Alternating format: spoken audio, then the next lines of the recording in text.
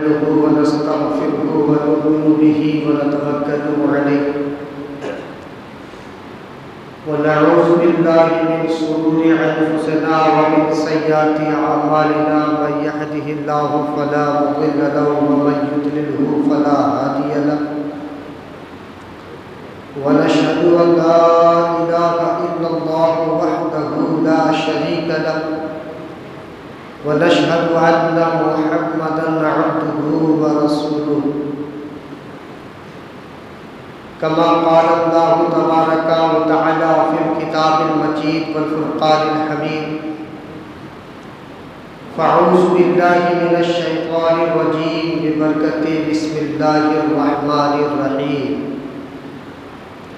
ياسين والقرآن الحكيم إنك لمن المرسلين على صراط مستقيم آمنت بالله صدق الله مولانا العظيم وبلغنا رسوله النبي الأمين الكريم ونحن على ذلك لمن الشاهدين والشاكرين والحمد لله رب العالمين.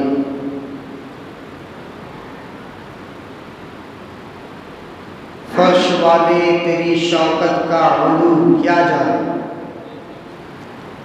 فرش والے تیری شوکت کا علو کیا جانے، خسرواں عرش پہ اڑتا ہے فریرا تیرا، خوش رواں عرش پہ اڑتا ہے فریرا تیرا.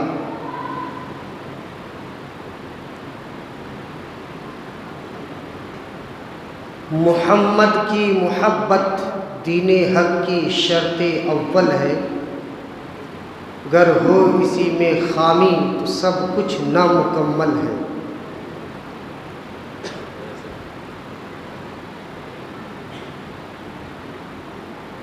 امام عشق و محبت اعلیٰ حضرت الشاہ مجدد دین و ملت علیہ رحمت رضوان فرماتے ہیں، چمک تجھ سے پاتے ہیں سب پانے والے، چمک تجھ سے پاتے ہیں سب پانے والے، میرا دل بھی چمکا دے چمکانے والے. برستا نہیں دیکھ کر ابر رحمت، برستا نہیں دیکھ کر برسانے والے.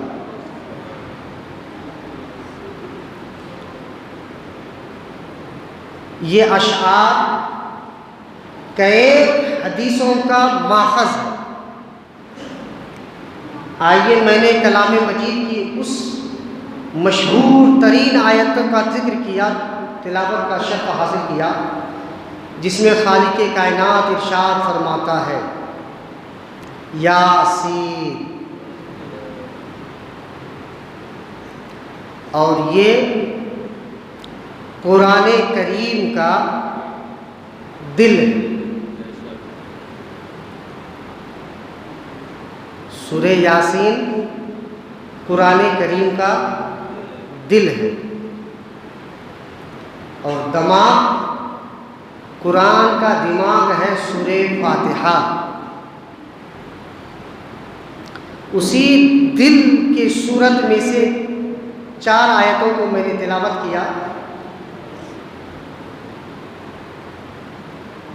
یاسین والقرآن الحکیم کہ وہی پاک بزرگ تر کتاب جو کمالات کے مالک پر اتارا گیا. انک لمن المرسلین، بے شک وہ ہی رسولوں میں سے ہیں. علی صراط مستقیم، جو سیدھی راہ کی دعوت دیتے ہیں، سیدھی راہ کی طرف بلاتے ہیں. قرآن کریم میں نبی کی شان پر جتنی بھی آیتیں نازل ہوئی ہیں، ان تمام آیتوں میں میلاد النبی کا ذکر ہے.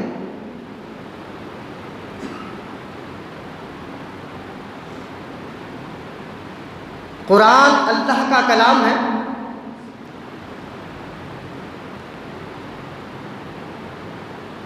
اللہ کے کلام میں کوئی ایسی صورت نہیں ہے جس صورت میں میرے پیارے آقا کا تذکرہ نہ ہو، تعریف و توصیف نہ ہو۔ گویا کہ ہر قرآن پڑھنے والا جب جب قرآن پڑھتا ہے میری نبی کی میلاد کرتا ہے۔ میلاد شرک و بدعت نہیں ہے۔ اللہ نے کبھی میلاد قد جاءکم من اللہ نور و کتاب مبین کہہ کے کیا، اللہ نے والشمس وضحاها کہہ کے اللہ نے نبی کا میلاد کا ذکر کیا، اللہ نے لقد کان لکم فی رسول اللہ اسوۃ حسنہ کہہ کے نبی کا میلاد کا ذکر کیا، اللہ نے وما ارسلناک الا رحمۃ للعالمین کہہ کے نبی کا ذکر کیا، اللہ نے انا ارسلناک شاہدا ومبشرا ونذیرا کہہ کے اللہ کے نبی کا ذکر کیا۔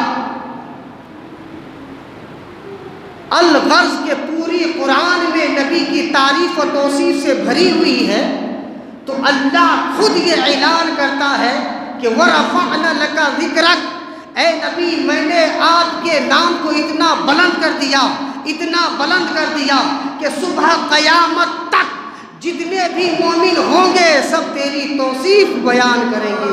کسی شاعر نے کیا خوب کہا ہے، دنیا کے تمام درختوں کو اور اگر نہر کو سمندر کو شاہی بنا دیا جائے اور نبی کا ذکر کیا جائے تب شاہی سوکھ جائے گی، قلم کم پڑ جائیں گے، لیکن نبی کا ذکر کم نہ ہوگا، نبی کا ذکر کم نہ ہوگا۔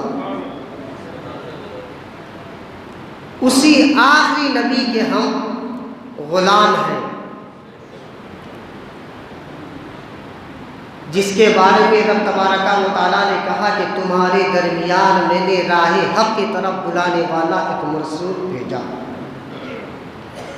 ایک نبی بھیجا۔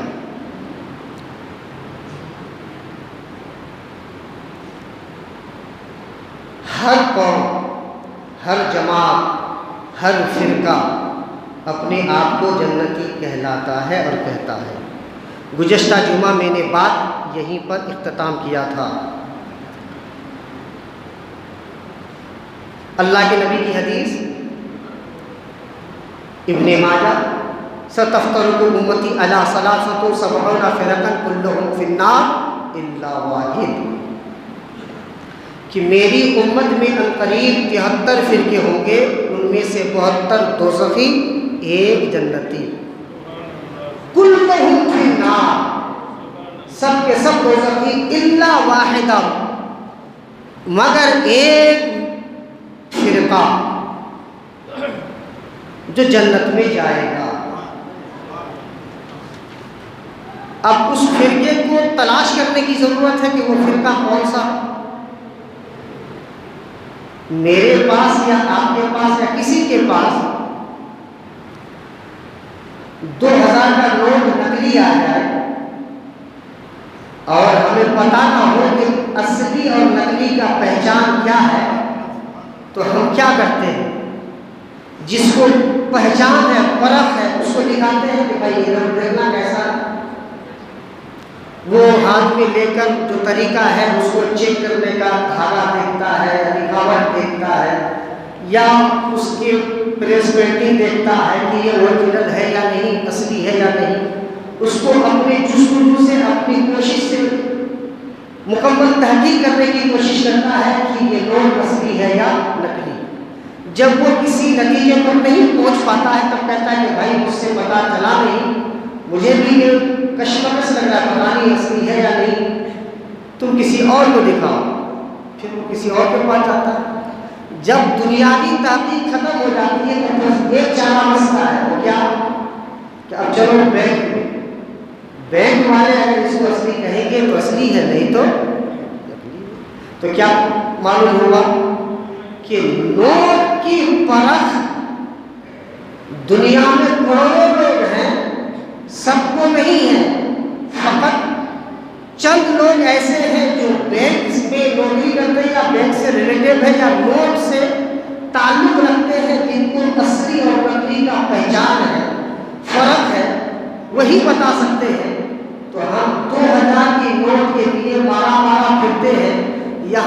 کہ بینک پہنچ جاتے ہیں اور بینک کے مینیجر سے کہلواتے ہیں کہ بتائیے کہ یہ اوریجنل ہے یا ڈپلیکیٹ، اصلی ہے یا نقلی۔ وہ اگر وہ کہہ دیتا ہے کہ اصلی ہے تو ہم خوش ہو جاتے ہیں، اگر کہیں کہ نہیں اصلی نہیں ہے تو ہم خسارہ میں آ جاتے ہیں، گھاٹے میں آ جاتے ہیں کہ یہ 2000 کا نقصان ہو گیا، کسی نے اپنے کو چورا لگایا۔ اب یہاں ایمان کی بات ہے، اللہ کے نبی نے فرمایا 72 طرح کے نوٹ نقلی ہے، ایک طرح کا نوٹ اصلی ہے، لیکن مارکیٹ میں 73 کے 73 موجود ہیں۔ ہر نوٹ اپنے آپ کو صحیح کہلاتا ہے، ان 73 میں سے ایک کو چھانٹ کے نکالنا ہے کہ وہ کون سا ہے۔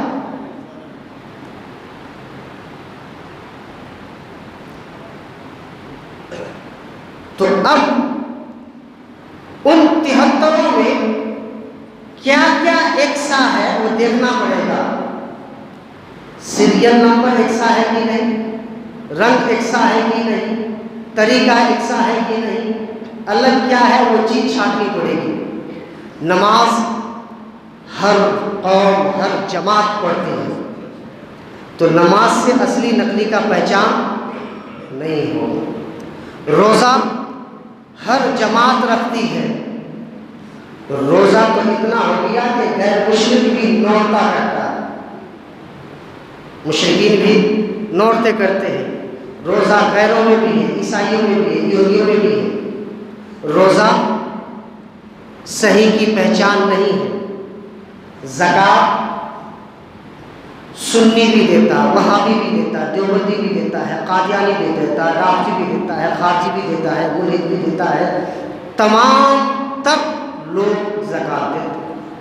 حج جس کے پاس مال ہے کسی بھی فرقے سے ہے کرتا، تو حج زکوٰۃ صوم و صلاۃ یہ اصلی کی پہچان نہیں ہوئی، ہر فرقے کے لوگ کرتے ہیں اور ہر کوئی کر کے اپنے آپ کو جنتی سمجھتے ہیں، تو پھر الگ کیا ہے؟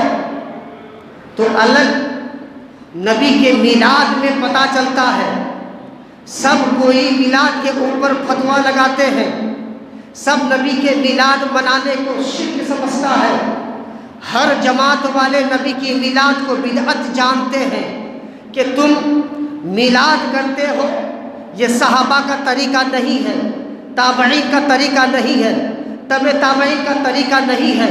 تو مجھے ایک لفظ میں کہہ لینے دو، تم جہاں پر سب کو جمع کرتے ہو اس جگہ پر اللہ اس کے رسول کے فرمان پر سب سر خم تسلیم کرتا ہے، کسی بھی فرقے کا کوئی جھگڑا نہیں ہے، فرضیات پر نماز کے فرض ہونے پر کسی کو جھگڑا نہیں ہے، کسی کو کلام نہیں ہے، کوئی فتویٰ نہیں دیتا، ہر جماعت بلاتا ہے، سمجھاتا ہے، دعوت تبلیغ کرتا ہے، لوگوں کو کہتا ہے نماز پڑھنے چلو، نماز اسلام کا پہلا فرض ہے، پہلا رکن ہے، مرنے کے بعد اللہ کچھ نہیں پوچھے گا، نماز کے بارے میں پوچھے گا، سب کوئی نماز پڑھنے کے لیے کہہ رہا ہے۔